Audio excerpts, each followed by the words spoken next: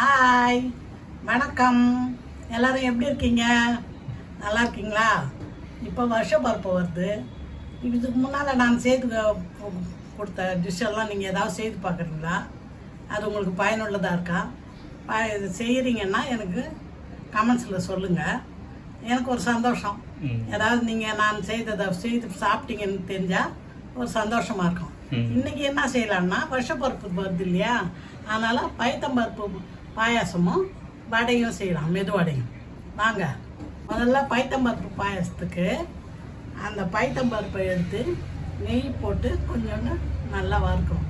வறுத்துட்டு அந்த பாத்திரத்துலேயே தண்ணி ஊற்றி வேக வச்சிடணும். அது கொஞ்சம் நல்லா வெந்த உடனே நம்ம அதுக்கு தண்ணி ஊற்றி இந்த வெல்லத்தை எடுத்து பாகு காய்ச்சணும்.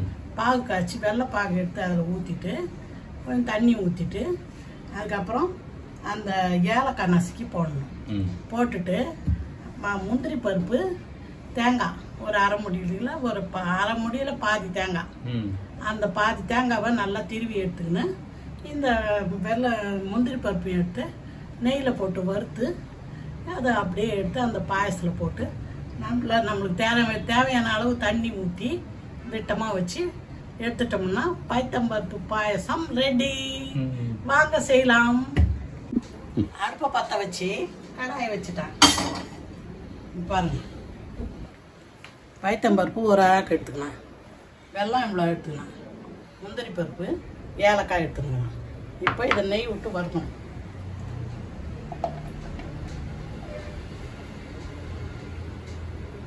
பைத்தம்பருப்பை நல்லா கழுவி எடுத்து வச்சுருக்கேன். இப்போ இந்த நெய் ஊற்றி கடாயில் இதில் போடணும்.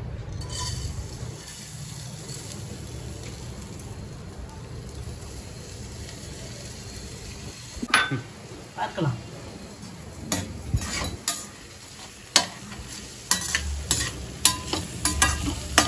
நெய் ஊற்றி பைத்தம்பருப்பை நல்லா வறுத்துக்கணும். நெய் போட்டு பைத்தம்பருப்பு நல்லா கொஞ்சம் செவக்காக வறுத்துட்டேன். தண்ணி ஊற்றிடுறேன். இவ்வளோ தண்ணி ஊற்றிட்டேன். இது போதும். இது கடாயிலே வேகணும். கடாயிலே வேகணும். நல்லா மூடி போட்டு மூடிடும். இப்போ ஒரு தேங்காய் எடுத்துக்கணும். நான் எடுத்து அரை முடி தேங்காவை இந்த மாதிரி பொடியாக அரிஞ்சு வச்சுருக்கேன். அதை வதக்கி நெய்யில் வதக்கி கடைசியாக போடுறதுக்கு முந்திரி பருப்பாக கூட இந்த அரை முடியை பெருசு பெருசாக எடுத்து வச்சிங்கன்னா இதை நல்லா அரைச்சி தேங்காய் பால் எடுத்து அதில் ஊற்றிடுவேன். வெல்லம் இதுக்கு எடுத்து வச்சுருக்கேன். பாவு காசு எடுத்துக்கு ஏலக்காய் எடுத்து வச்சுருக்கேன். ஒரு 5 ஏலக்காய் பால்லே போட்டுடலாம். பால்லே தேங்காய் பால்லே போட்டுடலாம். போட்டா இப்போ இதில் தேங்காய் பால் எடுக்கிறேன். இப்போ தேங்காவை அரைச்சி மிக்சியில் பால் பிழிய போகிறோம். கொஞ்சம் தண்ணி ஊற்றிக்கிட்டா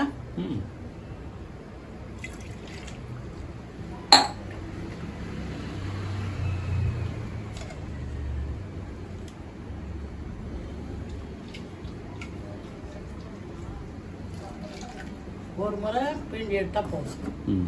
முதல் பால் மட்டும் போட்டேன்.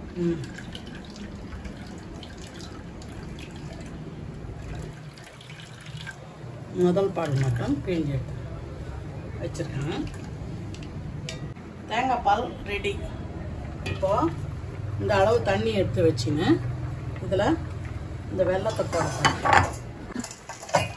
வெல்லத்தை போட்டேன் பாவு காய்ச்சறதுக்காக. இப்போ அப்படியே அடுப்பில் வைக்கிறேன். பாவு காய்ச்சலாம். பைத்தம்பருப்பு வெந்துன்னு இருக்குது. இதுக்கு நல்லா கொஞ்சம் தண்ணி ஊற்றி சுண்ட சுண்டா நல்லா வேக வச்சுருவாங்க. நல்லா இதுவாக பருப்பா தெரியாத பருப்பு கொஞ்சம் நல்லா வெந்துடும்.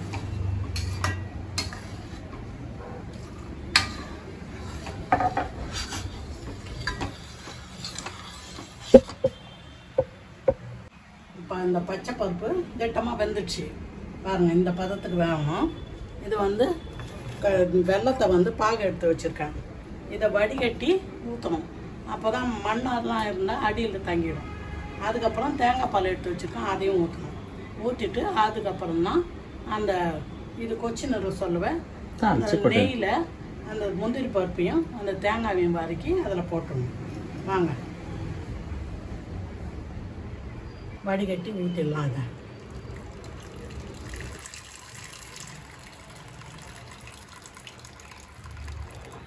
வெள்ளத்தை வடிகட்டி ஊற்றிட்டேன். ஊற்றி கிளறிட்டேன்.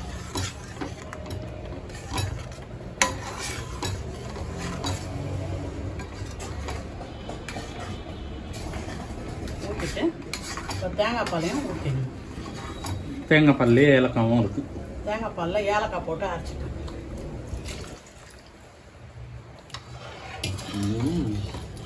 சூப்பர் பாயாசம். அதை கொதிக்க விட்டுட்டு தாளிச்சிடலாம். பாயசம் கரெக்ட் லெவலில் கொச்சிடுச்சு. அதை இறக்கி வச்சுட்டேன். இப்போ வந்து இதில் நெய் ஊற்றி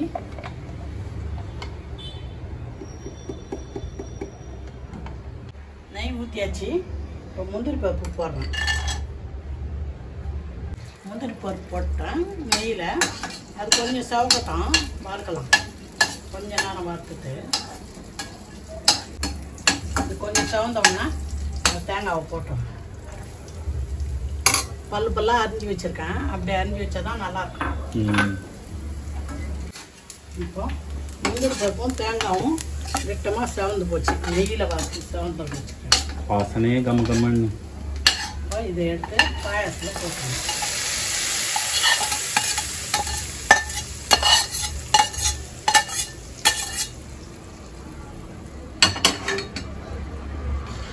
பாயாசத்தில் போட்டு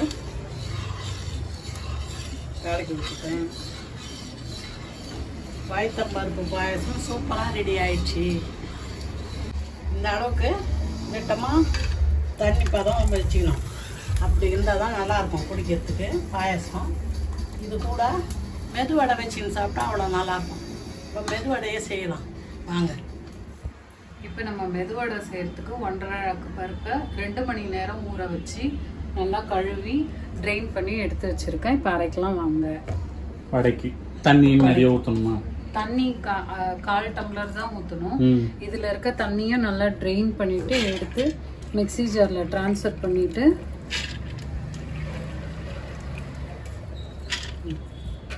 2 பேட்சாக அரைச்சிக்கணும். ஆமாம், ஒரே பேட்ச் போட்டால் இது ஒரு மாதிரி ஆயிடும். இப்போ கல்லுப்பு கொஞ்சம் சேர்க்குறோம்.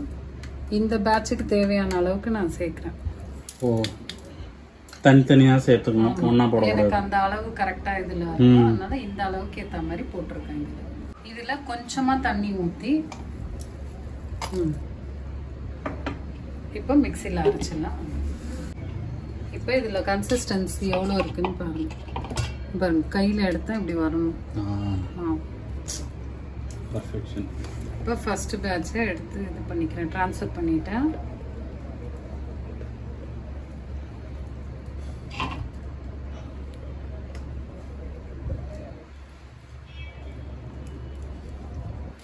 இப்போ செகண்ட் பேட்ச் போட்டு இதெல்லாம் அரைக்க போகிறோம். மீதி இருக்க கொஞ்சத்தை நல்லா ட்ரெயின் அவுட் பண்ணிட்டு இந்த தண்ணியை இதில் போட்டு அரைச்சிக்கலாம். இப்போ 2 அழகு போட்டால் ஈஸியாக இருக்கும். 2 அழகு போட்டால் ஒரு அழகு அரைக்க கரெக்டாக இருக்கும். இது 1.5 அழகு தான் போட்டிருக்கேன். அதனால இது கொஞ்சம் கம்மியாக இருக்குது. இது கம்மியாக இருக்குது. அதனால உப்பு அளவையும் கொஞ்சம் கம்மியாக போட்டுக்கணும். அரைக்கும் போதே போட்டால் அதில் நல்லா மிக்ஸ் ஆகிடும்.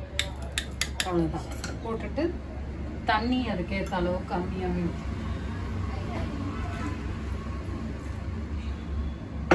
அண்ட் இந்த மாதிரி அரைக்க எல்லாத்துக்குமே கல் உப்பு யூஸ் பண்ணிக்கணும். கல் உப்பு யூஸ் பண்ணீங்கன்னா அது உடம்புக்கும் நல்லது, நல்லாவும் இருக்கும். மீதி ஏதாவது ஃபைனலா குழம்புல எல்லாம் போடுறோம்னா அந்த ஆமா, மாவு மீதில எதனா போடணும், சீக்கிரம் மிக்ஸ் ஆகாதுன்னா நீங்க தூள் உப்பு போட்டு பண்ணலாம். இப்போ இந்த பேட்ச் மாவும் ரெடி. இதுவும் பாருங்க, இப்படி எடுத்தீங்கன்னா இதுவாகக்கூடாது. இல்லைன்னா தண்ணி ரொம்ப இருந்ததுன்னா எண்ணெய் இழுக்கும். ரொம்ப கிரைண்டர்ல அரைச்சாதான் நல்லா இருக்குன்னுவாங்க. மிக்சிலே எனக்கு செட் ஆயிடுச்சு. அதனால நான் நல்லாவே இதுல அரைக்கிறேன். நல்லாவும் வரும். ட்ரை பண்றேன்.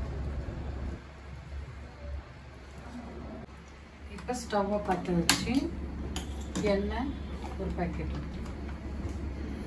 எண்ணெய் நிறைய ஊற்றணும் அரை சுட. ஆமாம், இல்லைன்னா அது கொஞ்சம் லேட்டாக கொஞ்சமாக ஊற்றலாம், வேண்டான்னா.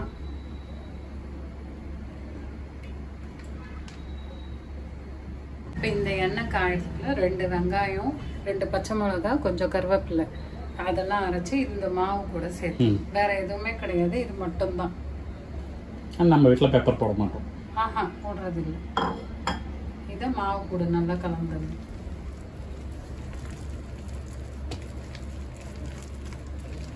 இதுலேயே நீங்கள் கொஞ்சம் தண்ணி நிறைய சேர்த்துட்டீங்க அப்படின்னு உங்களுக்கு தோணுச்சுன்னா அரிசி மாவு கொஞ்சம் ஆட் பண்ணிட்டீங்கன்னா அட்ஜஸ்ட் ஆகிடும். ஃபர்ஸ்ட் டைம் அரைக்க தெரியாமல் ஏதாவது தண்ணி கொஞ்சம் ஜாஸ்தி ஆயிடுச்சுன்னா நீங்கள் கொஞ்சம் அரிசி மாவு ஆட் பண்ணிக்கலாம். இது இப்போ கரெக்டாகவே இருக்குது, அதனால் நான் இப்படியே போடுறேன். இப்போ எண்ணெய் காஞ்சிருச்சா நம்ம பார்க்குறோம். கொஞ்சம் உண்டு மாவு எடுத்து இது பண்ணி போடுங்க. அது கீழே நிற்காம மேலே வந்துருச்சுன்னா காஞ்சிருக்கு. இப்போ நம்ம வடை போடலாம். இந்த மாவு நல்லா தண்ணியில் கையை நனைச்சிட்டு உங்களுக்கு தேவையான அளவுக்கு மாவை இப்படி பண்ணிக்கோங்க. நல்லா உருட்டிட்டிங்கன்னா அழகாக வரும் வடை. அப்புறம் இது நடுவில் இப்படி சென்டராக கொண்டு வந்து கையை இப்படி வச்சுட்டிங்கன்னா அப்படி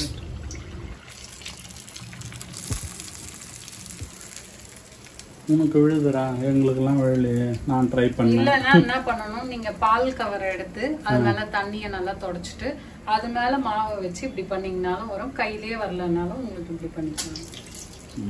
இன்னொரு டெக்னிக், ஃபில்டர், இரும்பு ஃபில்டர் பின்னாடி தண்ணி தடவி அது மேல போட்டு போடுறாங்க. அதுவும் ஈஸியா. ஜல்லி கரண்டி பின்னாடி. ஆஹா, இரும்பு வடிகட்டி. ஒன்னொன்னு போடும்போது நீங்க தண்ணியை தொட்டுட்டு அதனால இது மாதிரி பண்ணிட்டு நீங்க எடுத்துக்கணும் உங்க அளவுக்கு.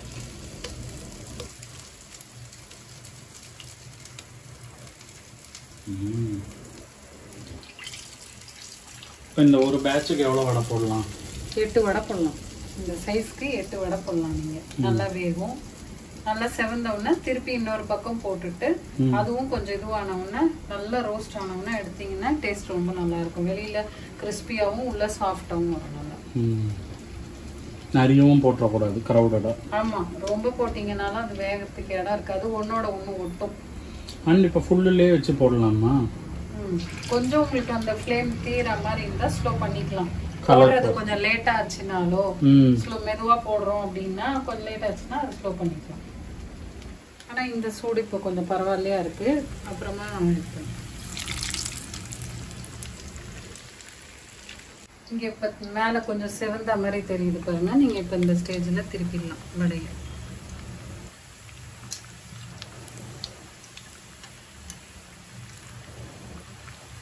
ஸோ கலர் மாறின ஆர்டரில் திருப்பலாம். நம்ம போட்டதே நமக்கு தெரியும், செவந்து வரும் நல்லா. ஃபர்ஸ்ட் போட்டது அதை நீங்க திருப்பிடலாம். கொஞ்சம் ஒன்னோட ஒன்று ஒட்டுற மாதிரி இருந்தாலும் கொஞ்சம் லைட்டாக இது பண்ணிங்கனாலே வந்துடும். ஆனால் பார்த்து செய்யுங்க, எண்ணெய் கடாயில் ஜாக்கிரதையா.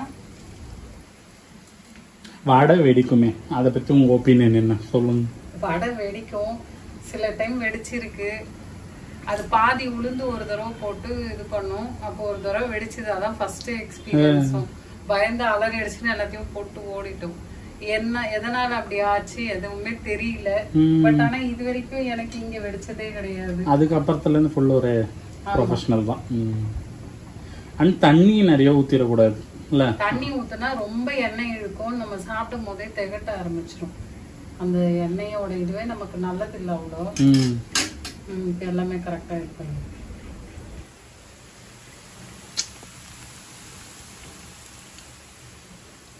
இப்போ வடை நல்லா மேல செவந்து நல்லா வெந்திருக்கு. இந்த ஸ்டேஜ்ல எடுத்துடலாம். கொஞ்சம் இருத்துட்டு எடுங்க, எண்ணெயோட வந்தா அது ஒரு இதுவா இருக்கும். ஒன்னொன்னா இந்த மாதிரி பொறுமையா எடுக்கணும்.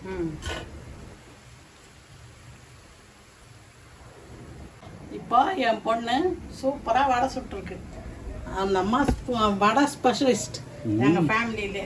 நல்லா மொறு மொறுன்னு மெத்துன்னு ரொம்ப சூப்பராக சுட்டுருக்காங்க. வடை சுட்டாச்சு, பாயசம் வச்சாச்சு. இப்போ இதை வந்து நீங்கள் தமிழ் புத்தாண்டுக்கு செய்து படைச்சி எல்லாரும் அமோகமாக நன்றாக இருக்கணும். அதான் என்னோட ஆசை. இது உங்களுக்கு பிடிச்சிருக்கும். அதனால் நீங்கள் இதை பிரீசி லேமினேடுக்கு சப்ஸ்கிரைப் பண்ணுங்கள், ஷேர் பண்ணுங்கள், லைக் பண்ணுங்கள்.